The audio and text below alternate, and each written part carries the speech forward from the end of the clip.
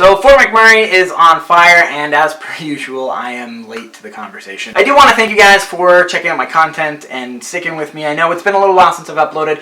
I know a lot of you guys were with me through Vita. I appreciate you guys checking out my content throughout that. The main reason I've been a little bit behind on my upload schedule is because I really felt like I should be talking about Fort McMurray. I really want to talk about Fort McMurray, but I felt like I couldn't really bring anything new to the conversation. Perhaps just saying, like, you know, the fire is bad and, you know, this is sad or whatever would have been enough. And I do have a little bit of a new perspective, and that is that in sort of the media outside of Canada, it's sort of portraying Fort McMurray as this spot that nobody's ever heard of, and it's this bush town in the middle of nowhere, and that's just not the case. Fort McMurray is a spot that's sort of known to almost everyone. You'd be hard-pressed to find someone in Canada that doesn't know of Fort McMurray or have a friend that works there or has worked up there. This number, 80,000 people affected by this, has got to be an underestimate, because people fly to Fort McMurray to work, and then they fly out to live in other places. When I lived in Calgary, I lived there during the oil boom.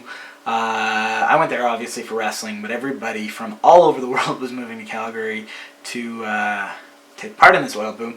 But my roommate lived with me in Calgary, and he would work in Fort McMurray. He would fly up for 2 or 3 weeks and then fly to Calgary for 2 or 3 weeks. People would fly to Calgary because it was one of the nearest towns to live in, near cities to live in. And in Calgary, you would have people from the Maritimes, from the East Coast, from, you know, Newfoundland, New Brunswick, from Saskatoon, a lot of people from Saskatoon, because the work had dried up in these places and they needed to find work, so they would go to Calgary and they would fly out to Fort McMurray. But what I was also interested to learn is that a lot of companies that look for oil or work in the oil fields out in Fort McMurray, they will fly you from anywhere in Canada out to Fort McMurray to work.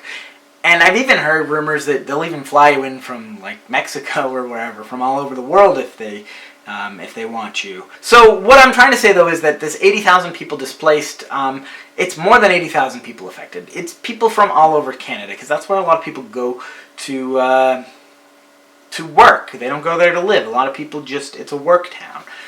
The other thing that I've seen a lot of is politicizing this. I know that Russia and Mexico have offered to let us use their water bombers to fight this fire, and it's been said that what really needs to happen is the environment and the weather needs to change, and that it's not necessary. And people have criticized Trudeau and the Canadian government for refusing to help.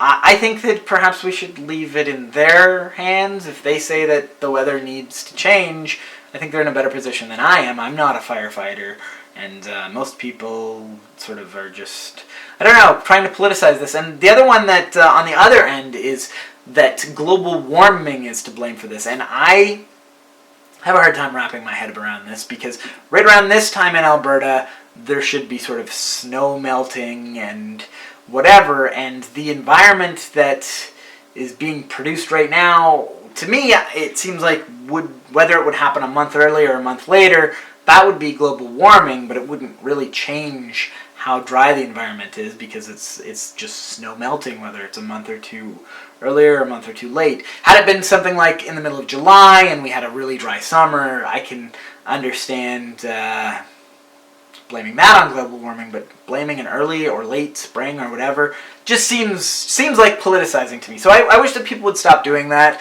What I'm going to do is I'm going to leave a link in the description for where people can donate to the Red Cross for Fort McMurray.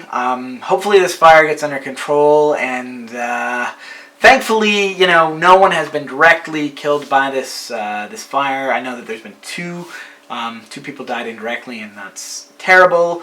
Hopefully we don't find out later that more people that are sort of unaccounted for or anything. Like I said, I'm going to leave a link in the description where people can donate to Fort McMurray. Thank you guys for watching, and I hope that you have a good day.